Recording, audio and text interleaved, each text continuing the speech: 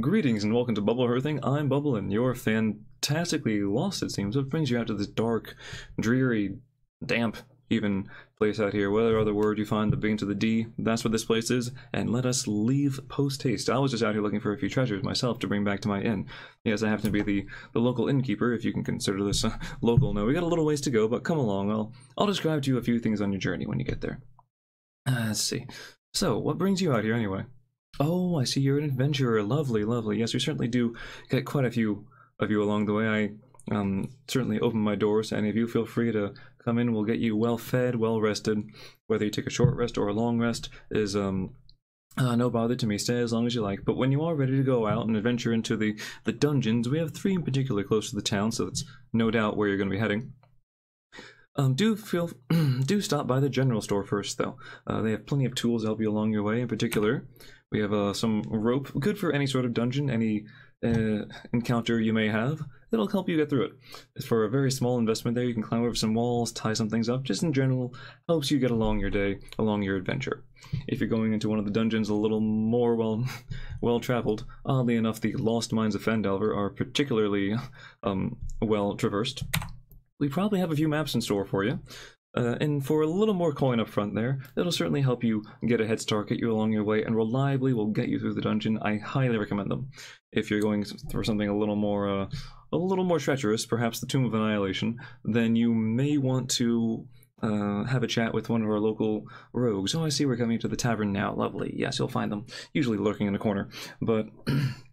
Yes, if you just speak to one of them, they're known for their shortcuts here and there, slipping through cracks that you never even would have imagined, and a few trapdoors that could be a little scary, but if you're hardy enough, you might be able to make it through. But trust me, it can be a little, like I said, scary at times, yes.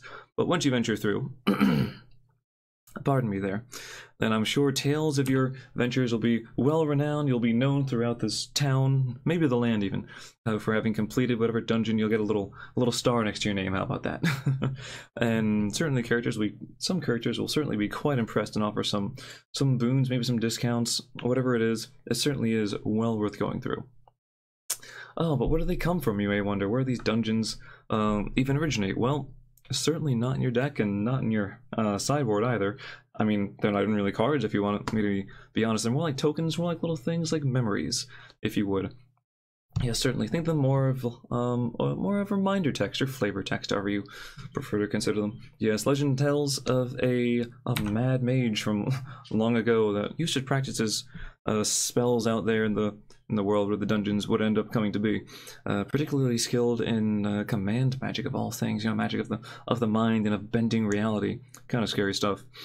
The rumor has it that he just practiced so much in that area that reality itself seemed to sort of bend and contort until these mazes in these different areas that we now call dungeons sort of sprung up out of nowhere. Yes, and because of that sort of practice of magic he had, we call that area the command zone now, so you will certainly be finding your dungeons in the command zone. Oh, but you find these maps boring now? Have I spoiled everything for you? Ah, I'm sorry. But trust me, there is always some randomness, some unexpected results to be had in a dungeon. I mean, hey, you may come across an ancient library and have to invest some time and resources to find the answers you seek. If you invest enough time, you'll certainly find what you want, but maybe you're in a bit of a hurry and you can only go so far. That's all right. Maybe you'll be in the heat of a battle, and you'll suddenly realize that maybe a little bit of luck could be the difference between trading your life for someone else's and coming out unscathed. Hey, let's see. Certainly then some creatures love to embrace the randomness in the world. There's some there that can sort of turn it to their advantage and perhaps give it to you as well if they find you in their liking.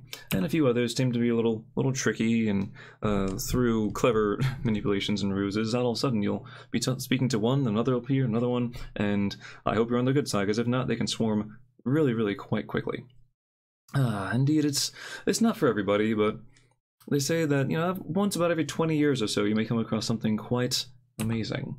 Yes, and some chaos has been known to shine upon an adventure and create something as wild as it is magical, if you're lucky enough. But there can also be some drawbacks, who knows? Maybe you might be the type. In fact, I think it's been about 20 years now, yes.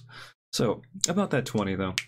It is certainly a curious number. It's said that a certain shape of die of all things, certain thing to cast, 20-sided in particular, is known to have some special properties here to call upon to find these certain desired unexpected results there.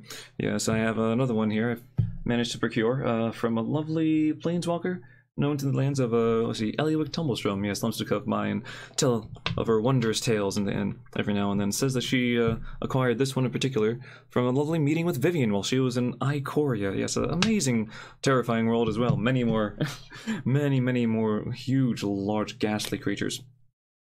Yes, there is a little bit of debate on, you see I've mentioned two of them in particular, on which ones are more appropriate, as the Ikoria one here is what's known as a spin-down die, as all the numbers are in sequential order, just roll it down, and it keeps track of your life total very, very easily. Of course, you'll see that the small numbers are clumped together and the large numbers are clumped together as well.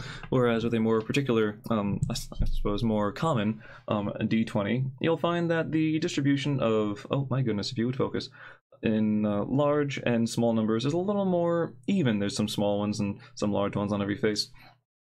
So some people believe that the only proper die to roll, if you're trying to roll a d20 for random unexpected results, would be a traditional d20 where the faces are split up. However, there's also something worth being said that if you're rolling one of these spin down dice fairly, that, well, there's 20 sides and you have a 1 out of 20 shot at rolling either one. The best thing to do is to check with, if you're attending some sort of event, check with the organizer or one of the judges to see what they allow or they prefer, or if you're just doing something casually, double check with whoever you're, across the table with, or if you're playing with multiple people, whatever they do. Ultimately, the gold standard would be the regular d20 with the faces and the numbers somewhat more randomly, evenly dispersed. But, I mean, there's plenty of these, there's even a magic little stamp on them, so, hey, just double check and you'll be good to go. Are you still on board after all that? Well, if you still have some questions, like what sort of creatures you may encounter, let me give you a fair warning. There's certainly no shortage of dungeons in the area. Yes, there's 1, 2, maybe even 3 of every color, if you want to account for that. Some more common dragons do have some more, certainly strong effects, a little more true to the name, whereas the ones that are a little more scarce are truly powerful and something to behold. Yes, some seem to have quite a strong grasp of the heavens, while others just rise from the grave. Regardless of how many times you may stomp on them with a giant, they just keep coming back. Some other ones even, in particular, may be able to speak Spanish. Yes, I was adventuring with a good friend, William of mine. Yes, William of Murray, I believe. He made a strange bet for a potato that I would never be able to convince anyone that one actually did speak in that language. Who knows? I'll have to meet up with him later. Did you believe me? Perhaps? Maybe? Maybe not? Potato shortage going around these days is not really all that great. But regardless of these, there is one that's truly mighty, really only told of in some legends and myths. That's the god of all dragons, goes by the name of Tiamat, if you can believe that sort of thing. I personally believe it might be a myth, but legends say that it might be out there just waiting for the moment to unleash all its kin upon the land. Truly a devastating thing, but then again, probably just a myth, like I said. Let's see, perhaps you're more likely to run into some other creatures that tend to travel in packs, if you will. Not too many going out one-on-one. Yes, and certainly they are more scary once they acquire certain mass. Yes, once they reach a certain number, it tends to be 6. Actually, it always is 6, if you're wondering there. Then once they declare their strike, things can turn a little bit sideways, and they could potentially even get the advantage on you. Some a little more clever, just want to go out and venture into the dungeons, such as yourself.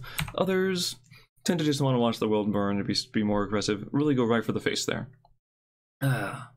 But just be wary, because some may appear to be kind of weak and measly, but they might just have some friends in high places, and you might be caught off guard rather quickly as turn 2, indeed. If you're still up for the challenge, still up after all that, then perhaps we may be able to offer you some assistance. Now, while I consider myself a classy individual, I do have to tend to the inn. This is really as far as I go. I don't really go to the dungeons. My days of venturing there are over. But no doubt you've probably noticed the bard hanging out in the center there since we've arrived. Just this canon now, we're in the inn. Oh, no doubt you've noticed the bard playing a wonderful tune and certainly asking for a few coins along the way. Lovely, strong chap though, not to be underestimated. And always willing to lend some inspiration, lend a hand, or perhaps you prefer the company of a ranger, certainly well versed in the woods of the area, and knowledge of quite a few beasts in the land, or maybe a wizard's more your type, you value brains over brawn. Maybe you'll find that library and be able to really draw from the experience. Yes, these are lovely classes to to acknowledge, certainly very similar to the sagas of old, as we have to tell stories of people, and indeed they are enchantments of the like. However, these don't just go away on their own. No, they're with you to stay as long as your opponent doesn't do anything to remove them from your party. So for a small investment, for the most part there, the accompaniment will be just a level 1, but as you journey further ahead, as you invest more mana into them, then you will be able to get level 2 and level 3 benefits as well, and they certainly do compound. Yes, what is level 2 without level 1 and level 3 without the other two? Yes, they do stack upon each other. And furthermore, with stacking, they will actually activate if you have multiples. Say you have a bunch of wizard classes down there, a bunch of wizards in your group. They will all lend their same aid to you as well, which is quite nice there. So whereas the cost may be cheap to begin with, it becomes more expensive as you move onwards, but as you progress through, the benefits certainly do seem to outweigh some of the cost, especially for some of the characters here. Yes, rangers and bards might just be a little overpowered in this adventure. But going forward now, so you've done that, you've chosen someone for aid. Just be wary now, because for the right price, some of them are willing to lend their aid. Some rogues in particular like to take their stuff maybe up front, maybe towards the end, maybe both. You know, be wary of them.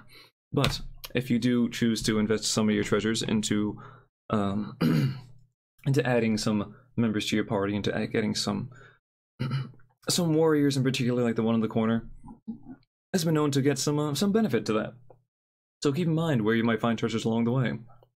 Just be very cautious. Because, as you see, where some treasures certainly brings out the best in people, others tend to bring out the worst in some, and you may find yourself in some very, very sticky situations. But, without further ado, I have been the Innkeeper. Thank you very much for listening to my tale. Please feel free to make yourself at home, venture out whenever you see fit. Without further ado, good night or good morning, depending on where you are in the world, but as always, good luck.